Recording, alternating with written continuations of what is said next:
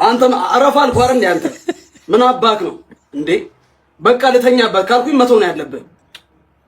ምን ማናቅ መስሎ ነው? እያንዳንዱ ሴት ውስጥ ማለት ነው ወንድ አለ። እንዳልካቸው ዘነበ የተባለው ግለሰብ ከዚህ ቀደም ፈጽሞታል ተብሎ በተጠረጠረበት ስም ማጥፋት በቅርቡ በፖሊስ ቁጥጥር ስር ውሎ ቃሉን ሰጥቶ በዋስትና መለቀቁንና ሰዎች እንደምቆያችሁ እንደምን አላችሁ? በጣም ደህና ነኝ። ዛሬም ግን እንደተለመደው አዝናኝ የሆኑ ቪዲዮችን ይዤላችሁ መጥቻለሁ። እስከ ቪዲዮ መጨረሻ ከኔ ጋር ቆዩ። ለዚህ ቤት አዲስ ሆናችሁ ሳብስክራይብ እና ላይክ ማድረጋችሁ እንዳትረሱ። ሌላ ምንም ትርጉም የለውም። ሳብስክራይብ እና ላይክ ስታደርጉ ቪዲዮ ቫይራል እንዲወጣ ብቻ ነው። ወደ ቪዲዮ እንሄዳለን። የሽንት ቤቱን ጭዌ ያቆጣቁታል ባክነስ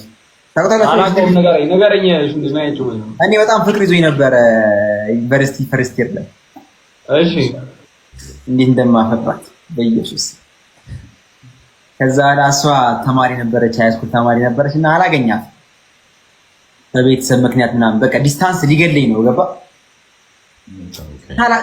አቅፌ ሳልጠግብ ነው እቤት ምናምን ብላ የምትሄደው። ከዛ የሆነ ጊዜ ሆዴን በጣም ታመመኝ ምናምን ነገር እቤት ተኝቼ ደወለችልኝ። ሄሎ ስል መገናኛ ነኝ አላለችኝ። ሆዴን ይልቅ ታመኛለሁ ሸርተት ይልኝ የወንድሜ ልብስ የወንድሜ ሱሪ ገጭ አድርጌ ቲሸርት አለብሼ መገናኛ በታክሲ መገናኛ አገኘኋት ደስ አለኝ ምናምን ነገር። ከዛ ላይ በጣም ትዝ ይለኛል ቤቱ ራሱ ካፌ ቤት ነው ምናምን ነገር ገባ ምናምን ነገር።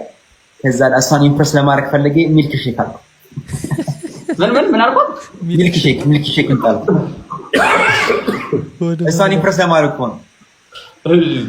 ሁለት ሚልክ ሼክ ተባለ። ጠጭ አልኩኝ። እኔም ጠጣሁ፣ እሷም ጠጣች። ሆዴ ታሟል ነው አለ።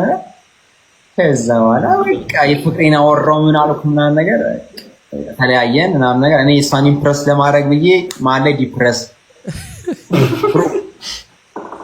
ብሮ ከመገናኛ ሰፈሪ አማኑኤል ትፋን ነው። ከመገናኛ ፒያሳ ደረስኩ በታክሲ እንዲህ ብሏል።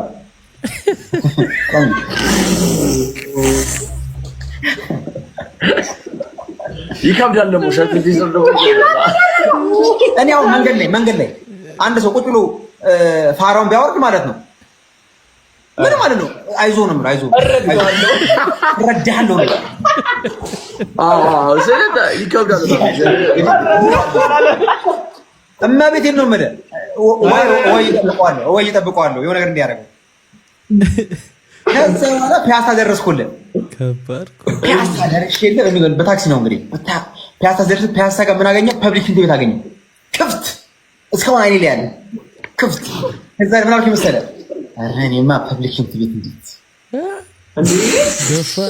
አዎ የንቀት ደርሻለሁ። በቃ ከአብነት ኮካ በቃ ሰፈር ደረስኩኝ አልኩኝና አብነት ታክሲ ገብቼ ይርኩልኝ ኮካ ደረስኩኝ። ኮካና የኔ ቤት የአንድ ታክሲ ጉዳይ ነው ብሮ፣ የአንድ ታክሲ ጉዳይ። ኮካ ጋር ስደርስ ላቤና እምባዬ እዚህ ይገናኛል። ሊፈነዳ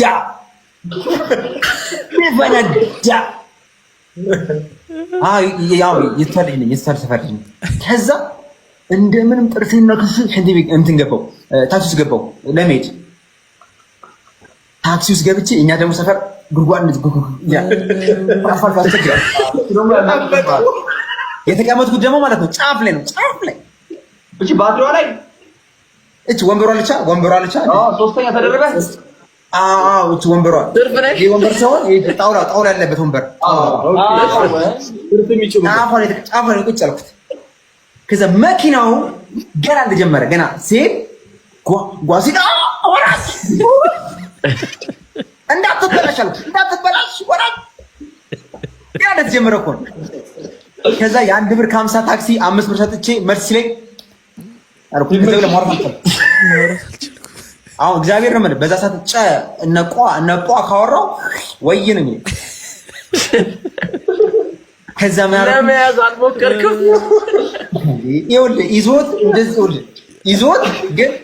እንደዚህ ያለ ግን እንደዚህ ያለ በእጅ ነው ነገሩ እኮ ይገባቸዋል። ቆንጥጫዋለሁ እኮ ኧረ በስመ አብ መጨረሻውን ያሳመርለት በእውነት በስመ አብ። በጣም ከባድ በጣም አዋራጅ ነገር ቢኖር የሆድ ህመም ነው። ለዛም ቶይሌት በሌለበት ቦታ አስባችሁታል? ቶይሌት የማታገኙ ከሆነ አለቀላችሁ። ውሽማ ሆነ ቺት ሲደረግብህ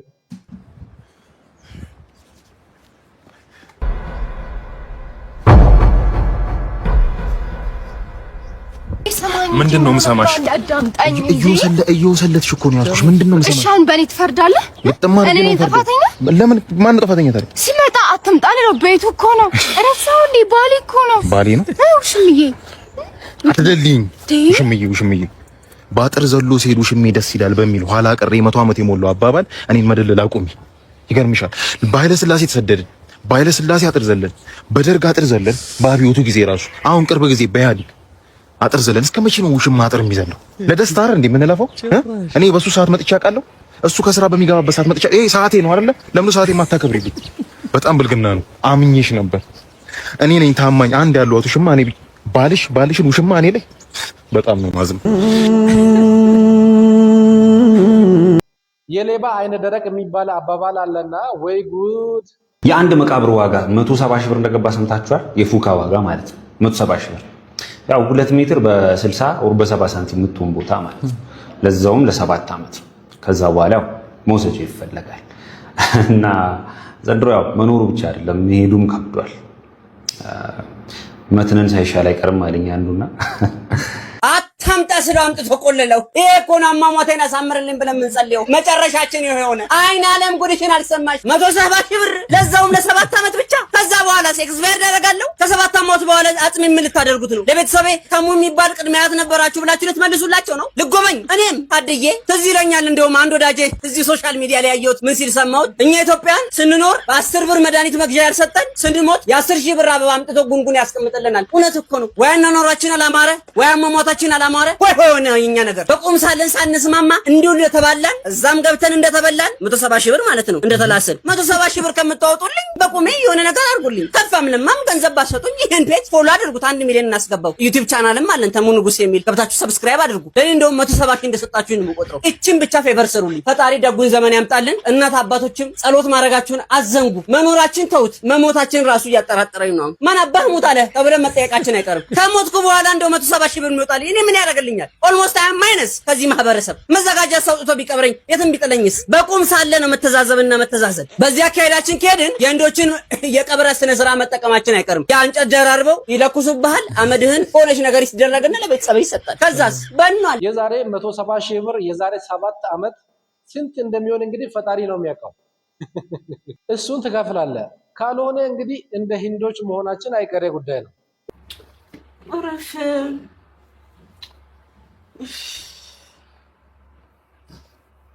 ታዋልኳር እንዴ በእናትህ ረፍ ልተኛበት። በጣም ደክሞኛል። ቤብ በማርያም ረፍ። አንተ አሰማም እንዴ ልተኛበት። በጣም ደክሞኛል። ጌታ አልተኛውም ትላንት ማታ ራሱ።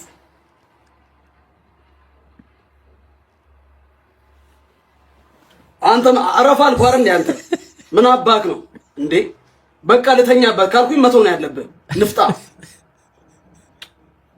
ምን ማናቅ መስሎ ነው? እያንዳንዱ ሴት ውስጥ ማለት ነው ወንድ አለ።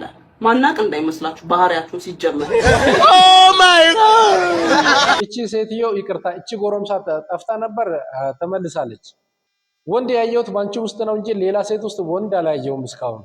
እንዳልካቸው ዘነበ የተባለው ግለሰብ ከዚህ ቀደም ፈጽሞታል ተብሎ በተጠረጠረበት ስም ማጥፋት በቅርቡ በፖሊስ ቁጥጥር ስር ውሎ ቃሉን ሰጥቶ በዋስትና መለቀቁንና በአቃቢ ሕግ በኩል የወንጀል አቤቱታ ክስ ቀርቦ በሂደት ላይ እንደሚገኝ ተሰምቷል። በተጨማሪነትም ራሳቸውን መሪጌታ ጽጌ ስጦታውና መሪጌታ ሚስጥረ መዝገቡ ብለው የሚጠሩ ግለሰቦች በቅድስት ቤተክርስቲያን ስርዓተ እምነት ላይ በወንጀል የሚያስጠይቅ ድርጊት ፈጽመዋል በሚል ተጠርጥረው የወንጀል አቤቱታ በቀረበባቸው መሰረት የፌዴራል ወንጀል ምርመራ ቢሮ በዛሬው ዕለት ተጠርጣሪዎቹን በሕግ ቁጥጥር ስር በመዋል የወንጀል ምርመራውን በማጣራት ላይ እንደሚገኝ በኢትዮጵያ ኦርቶዶክስ ተዋሕዶ ቤተክርስቲያን የህግ ባለሙያዎች አብይ ኮሚቴ አባል ጠበቃ አያሌው ቢታኒም ለኢትዮጵያ ኦርቶዶክስ ተዋሕዶ ቤተክርስቲያን ቴሌቪዥን በሰጡት መግለጫ አስታውቀዋል። እንግዲህ ቤተሰቦች ሰሞኑ ከተሰሙ አዳዲስ መረጃዎች መካከል ራሳቸውን ከኦርቶዶክስ ቤተክርስቲያን አፈንግጠን ወጥተናል፣ እንዲሁም ደግሞ የኦርቶዶክስ እምነት ከሚካሄድባቸው አብዛኞቹ ከፈጣሪ ትእዛዝ ውጪ ናቸው ብሎ ሲያስተምሩ የነበሩት ላይ ቤተክርስቲያኗ ምርመራ ጀምራለች።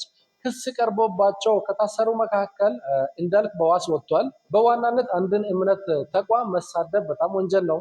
ደግሞ በሶሻል ሚዲያ ላይ ማለት ነው የትኛውም እምነት ላይ የሐሰት ትምህርት ሊኖር ይችላል። ነገር ግን መነጋገርን የመሰለ ነገር እያለ ሶሻል ሚዲያ ላይ ወጥቶ የአንድን እምነት ተቋም ማንቋሸሽ፣ መሳደብ ተገቢ አይደለም። የአርሰናል ደጋፊ ዶክተር ሲያክማችሁ ቢላይክ እንኳን ደስ አለ አርሰናል አሸንፏል። ሚስት አስቸኳይ ቀዶ ጥገና ያስፈልጋታል። ትደረጋ ለቀዶ ጥገናው ስለሚያስፈልግ አንዳንድ ጥያቄዎች እጠይቅሃለሁ። እሺ፣ በአንድ ጨዋታ 2 የቅጣት ምት ጎል ያገባ ተጫዋች ታውቃለህ? አላቅም። ትናንትና ራይስ አግብቷል። መድፈኛው ንጉሱን ቀጠቀጠው።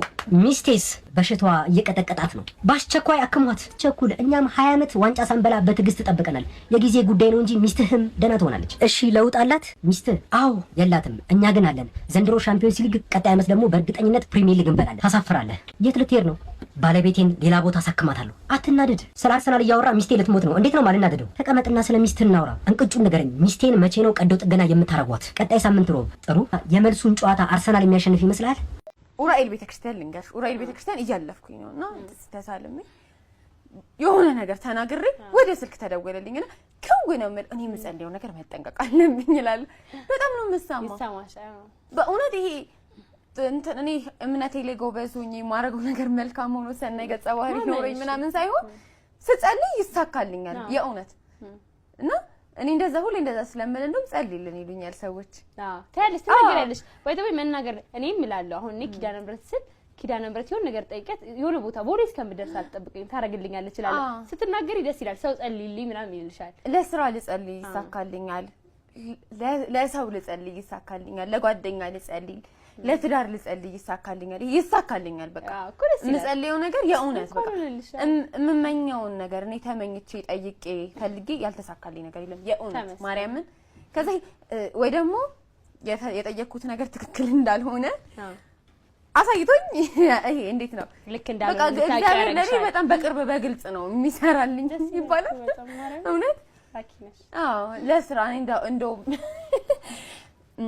አሁን በቅርብ ጓደኛ አለችኝ የወለደችና ጸሎትሽ ስለሚሰማ ጾታ የምትፈልገው ነበርና እንደዚህ አድርግላት ብለሽ ጸልይ ብለን አብረን እኔ ደግሞ ክርስትና ማንሳት ስለምፈልግ ለኔ ሴት አድርግልኝ ለሷ ወንድ አድርግላት አንዱ ልጅ ሴት ሆነ እኔ ተሰበለ ምን ጸሎት ሊጸልይሽ ትለኛለች እሷ ለኔ ክርስትና እንዳነሳ ሴት አድርጋት እሷ የምትፈልገው ግን ወንድ ስለሆነ ወንድ አድርግላት እና ሴት ወለደች። በዋናነት መልእክቷ ምንድነው? ፈጣሪን ስንጠይቅ ከልባችን ይሁን፣ ፈጣሪን ስንለምን ከልባችን ይሁን። ለምን የልባችን አምላክ ስለሆነ የምንጠይቀው ነገር የምንለምነው ነገር ከውስጣችን ይሁን ነው። ቆንጆ መልእክት ነው። ለዚህ ነው ይዤላችሁ የመጣሁት። ከተመቻችሁ ላይክ አድርጉ።